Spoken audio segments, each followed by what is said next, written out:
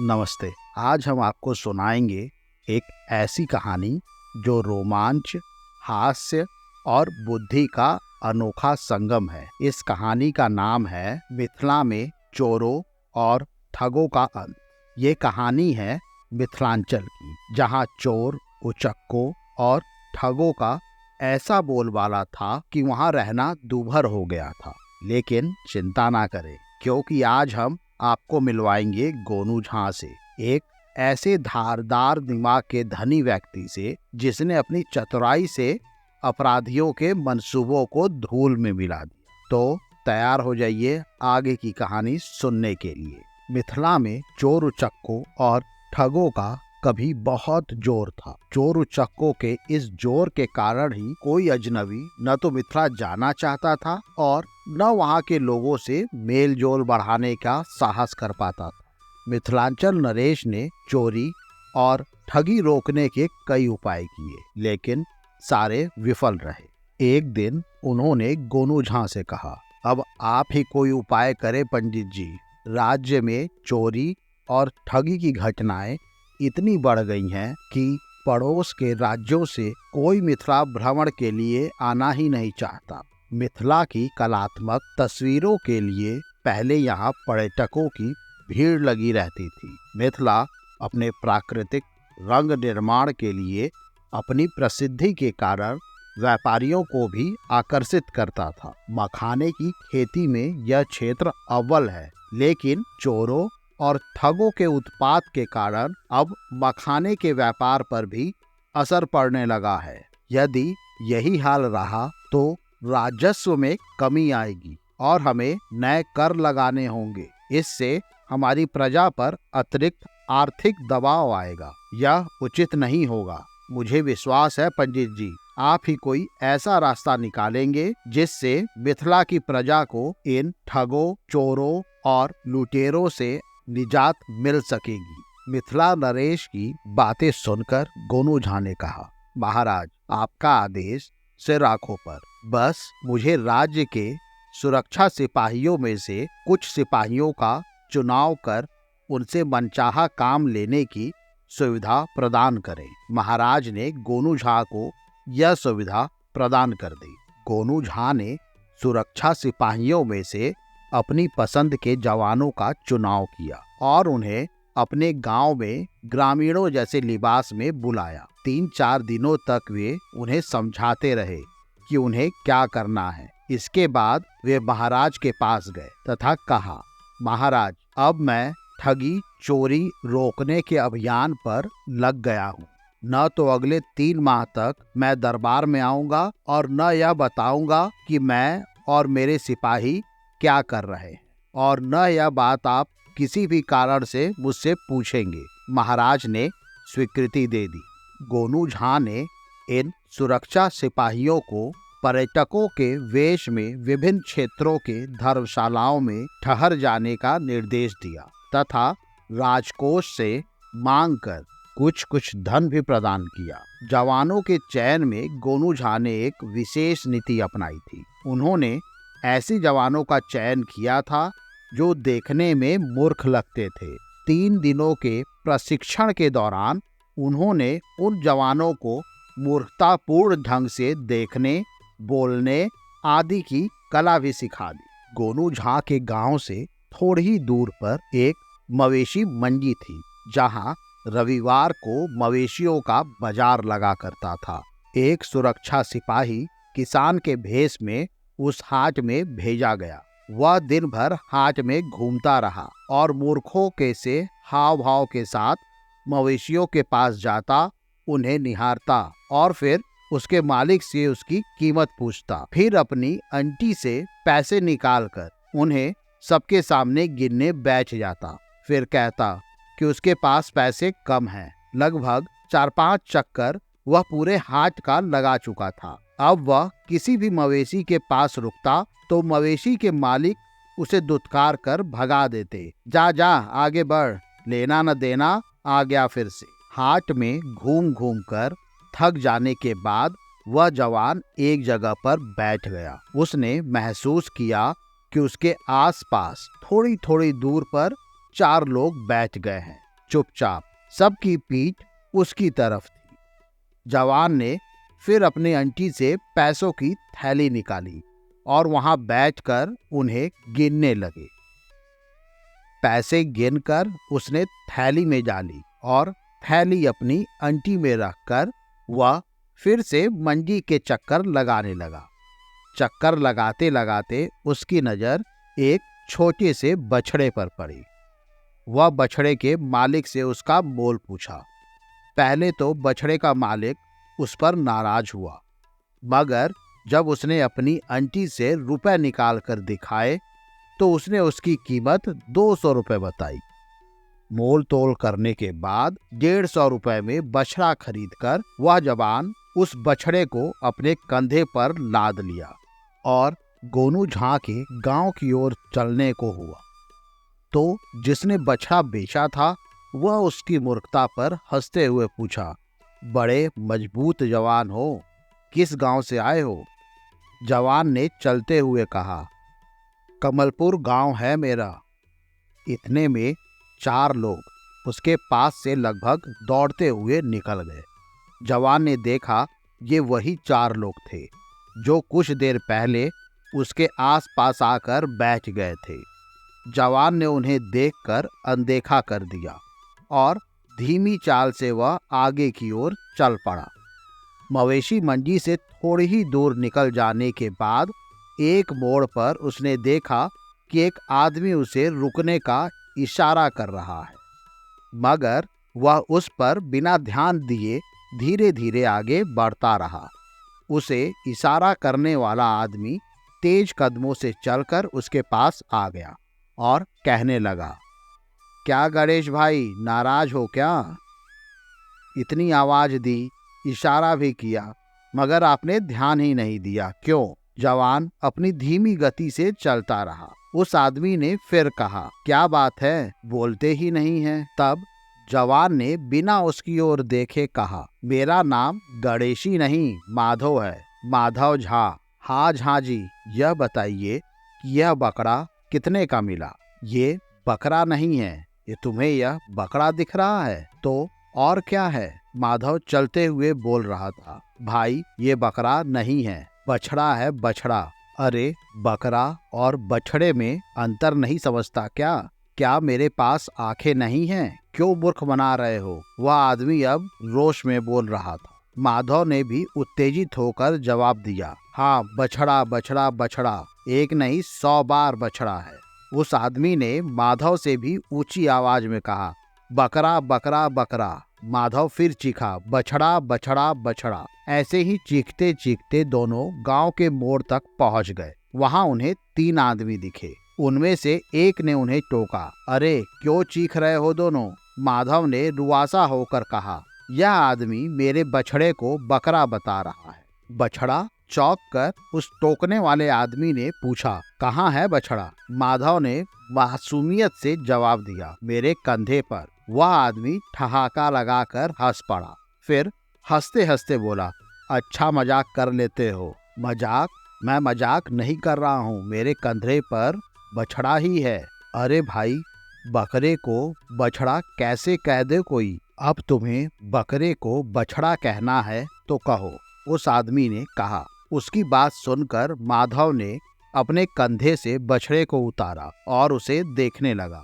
फिर बोला, यह बछड़ा ही है, क्यों मुझे परेशान कर रहे हो? जाओ अपना रास्ता देखो। अभी ये बातें हो ही रही थी कि गांव के मोड़ पर खड़े 2 आदमी माधव की तरफ आ गए। माधव ने उन्हें देखा। उसे याद आया, जब वह मंडी में सुस्ताने के लिए बैठा था तब यही चारों उसके आजू बाजू आकर बैठ गए थे। उन दोनों ने बछड़ा को सहलाया, फिर बोला, वाह क्या बात है, बहुत ही अच्छा बकरा है तुम्हारा, बोलो बेचोगे? माधव ने उसकी बात सुनकर हताशा दिखाने लगा। उनमें से एक ने फिर कहा, बताओ कितने में बेचोगे? मुझे पसंद आ गया है, यह बहुत शानदार बकरा है। माधव बारी बारी से चारों को देख रहा था। उसे चुप देखकर उन चारों में से एक ने कहा, अरे भाई, तुम तो बछड़ा खरीदने गए थे, मतलब कि तुम्हें तो बछड़े की जरूरत है, बकरे की नहीं।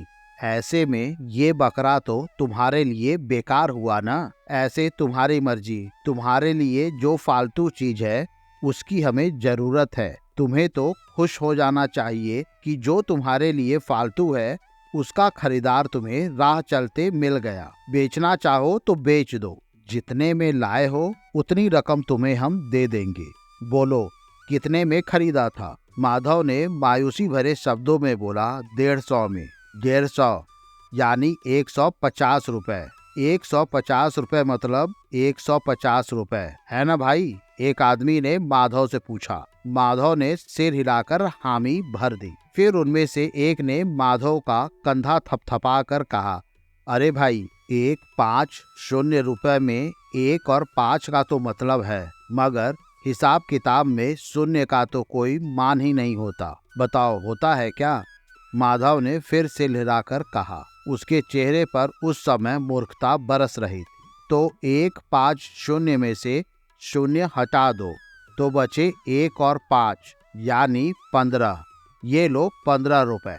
उनमें से एक ने माधव के हाथ में 15 रुपए रखते हुए कहा, यह बकरा हमारा हुआ। माधव हाथ में 15 रुपए थामे उन लोगों को देखता रहा और वे लोग बछड़ा लेकर एक साथ मुड़ गए और तेज गति से वहां से जाने लगे। माधव ने उन लोगों को जाते हुए देखता रहा। जब वे लोग उसकी आंखों से ओझल हो गए तब माधव ने गोनू झा के गांव की ओर अपना रुख किया। उस समय सूरज डूब रहा था।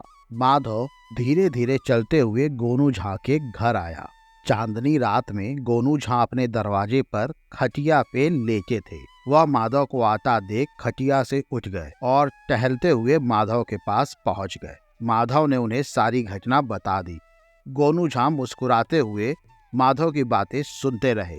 फिर उन्होंने माधव का कंधा थपथपाते हुए कहा, तुमने बहुत ही बुद्धिमानी से काम किया। ठीक ऐसे ही काम मैं चाहता था। अब अगले हफ्ते हाट के दिन हम लोग अलग अलग मवेशी मंडी में पहुंचेंगे। मुझे विश्वास है उस दिन ये चारों इस बछड़े को बेचने आएंगे।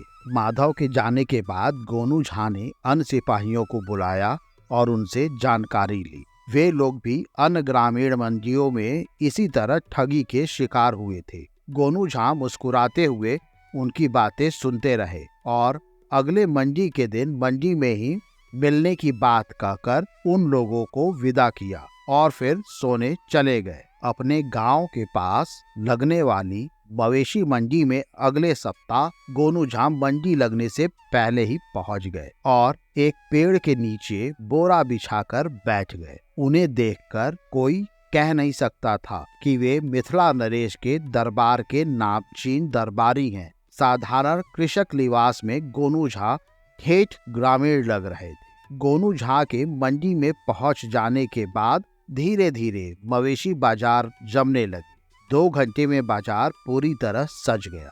गोनू झा की आंखें माधव को तलाश रही थी। एक पेड़ के नीचे बैठा माधव उन्हें दिख गया। वह पोटली से रुपए बार बार निकाल उन्हें गिनने में लगा हुआ था। लगभग 1.5-2 घंटे बाद माधव अचानक अपनी जगह से उठा और तेजी से मवेशी मंडी के कोने की ओर जाने लगा। गोनू झा भी उठे और धीमी गति से माधव की तरफ जाने लगे। माधव चलते हुए जिस जगह पर रुक गया था उस जगह पर 4 आदमी एक सफेद और शानदार बछड़े के साथ खड़े थे। माधव ने उनके पास पहुंचकर बछड़े को सहलाना शुरू कर दिया। शायद उन चारों ने माधव को पहचाना नहीं था या फिर पहचान के अनजान बन रहे थे। माधव को प्यार से बछड़े को सहलाता देखकर उनमें से एक ने कहा, क्या बात है, पसंद आ गया? पूरे बाजार में ऐसा बछड़ा तुम्हें देखने को नहीं मिलेगा। बोलो लेना है?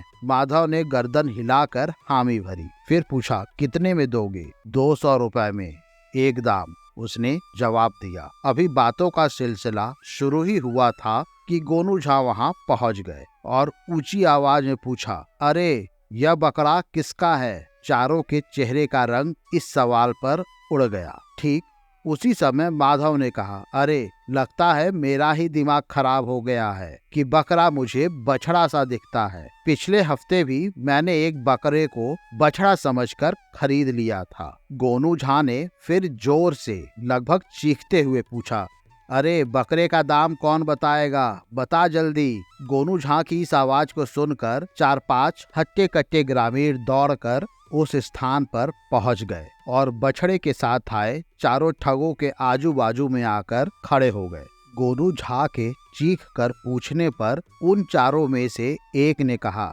200 का बछड़ा है हजूर, यह बकरा नहीं बछड़ा है। गोनू झा मुस्कुराए, फिर बोले, जो भी हो, मैं तो बकरा ही कहूंगा। गोनू झा थोड़ी देर बारी बारी से उन चारों को देखते रहे, फिर मुस्कुराते हुए धीमी आवाज में बोले, 200 दाम बताया ना, 200 रुपए है ना। उन चारों ने गर्दन हिलाकर हामी भरी। गोनू झा ने अपनी आवाज को और धीमा किया और लगभग फुसफुसाते हुए बोले, 200 रुपए मतलब 200 है ना, और 200 रुपए का मतलब है 200। इतना कहने के बाद उन चारों में से एक के पास पहुंचे और उसके कानों के पास फुसफुसाते हुए बोले, और हिसाब किताब में शून्य का कोई मतलब नहीं होता है ना। तो 2 शून्य हटे, बच गया 2। यह लो 2 रुपए और यह बकरा मेरा हुआ। गोनू झा की बात सुनकर चारों आदमी ने भागने की कोशिश की, लेकिन उसके आजू बाजू खड़े लोगों ने धर दबोचा। मंडी में रौनक होने के कारण वहां भीड़ लग गई। तब गोनू झा ने भीड़ में शामिल लोगों को पूरा वृतांत कह सुनाया कि कैसे इन लोगों ने माधव को असमंजस में डालकर उनका बछड़ा 15 रुपए में ले लिया था। फिर गोनू झा ने इन चारों को हवालात में बंद करवा दिया। दूसरे दिन दूसरे गांव की मंडी से 6 और तीसरे गांव की मंडी से 10 लोगों को इसी तरह गोनू झा की सूझबूझ से सिपाहियों ने धर दबोचा। 7 दिनों के अभियान में ही पूरे मिथिलांचल में छोटे बड़े ठग करते 50 से अधिक लोग पकड़े गए। इसके बाद उनकी पिटाई कर सिपाहियों ने उन्हें हवालात में बंद कर दिया। 3 माह बीत गए। गोनू झा के ठग पकड़ो अभियान को मिथिलांचल में अपार सफलता मिली। तकरीबन 225 ठगों को सिपाहियों ने गिरफ्तार कर लिया। 3 माह पूरा होते ही गोनू झा मिथिला दरबार में उपस्थित हुए और महाराज को अपनी सफलता का पूरा वृतांत कह सुनाया। महाराज खुश हुए और गोनू झा की सफलता से प्रसन्न होकर विशेष दरबार का आयोजन किया। दरबार समाप्त हो जाने के बाद महाराज गोनू झा को अपने साथ महल में लेकर आ गए और उन्हें उचित आसन पर बैठाकर पूछा कि आखिर मिथिला के सभी ठगों को इस तरह दबोचने में उन्हें सफलता कैसे मिली। गोनू झा मानो इस प्रश्न के लिए तैयार थे। उन्होंने छुट्टे ही कहा, महाराज, मैंने आपकी आज्ञा से सुरक्षा सिपाहियों में से ऐसे जवान छाटे जो देखने में मूर्ख या बेअकल प्रतीत होते थे। उन जवानों को मैंने राजकोष से कुछ रुपए दिलाए, जिसकी सहायता से ये जवान ग्रामीण के रूप में घूम सकते थे और कुछ खरीदारियां कर सकते थे। 3 दिनों तक मैंने इन्हें मूर्ख दिखने और मूर्खतापूर्ण आचरण करने का प्रशिक्षण दिया। पूरे मिथिलांचल को मैंने 7 क्षेत्रों में बांटा और इन 7 क्षेत्रों के लिए 7 केंद्र स्थापित किए। इन जवानों को मैंने खुला निर्देश दिया था कि जब कोई उन्हें ठगने की कोशिश करे तो वे ऐसे दिखाए कि वे उसके झांसे में आ गए हैं और ठगे जाए। मैंने जवानों को निर्देश दिया था कि जब कोई जवान ठगा जाए तो वे उसे ठगने वालों को भनक तक लगे बिना उसके घर तक पीछा करे, नाम पता आदि की सूची तैयार कर ले। सच कहे महाराज, मैंने तो अंधेरे में तीर चलाया था जो ठीक निशाने पर लगा। महाराज बोले, तो पंडित जी, आज से मिथिलांचल ठग मुक्त क्षेत्र घोषित किया जा सकता है ना? गोनू झा ने उन्हें नमस्कार करते हुए कहा, क्यों नहीं महाराज। ये कहानी हमें सिखाती है कि समस्याओं को सुलझाने के लिए बल प्रयोग हमेशा सही रास्ता नहीं होता। गोनू झा ने अपनी चतुराई और बुद्धि से ठगों को पकड़ा, न कि हिंसा या दंड के सहारे। यह हमें सिखाता है कि चुनौतियों का सामना करने के लिए रचनात्मक सोच और दिमाग का तेज इस्तेमाल जरूरी है। मुझे उम्मीद है आज की कहानी आपको पसंद आई होगी। ऐसे ही और कहानी सुनने के लिए हमारे चैनल कुलबेली को लाइक और सब्सक्राइब करें। हम मिलते हैं अगले हफ्ते एक और नई कहानी या किस्सों के साथ। तब तक के लिए धन्यवाद।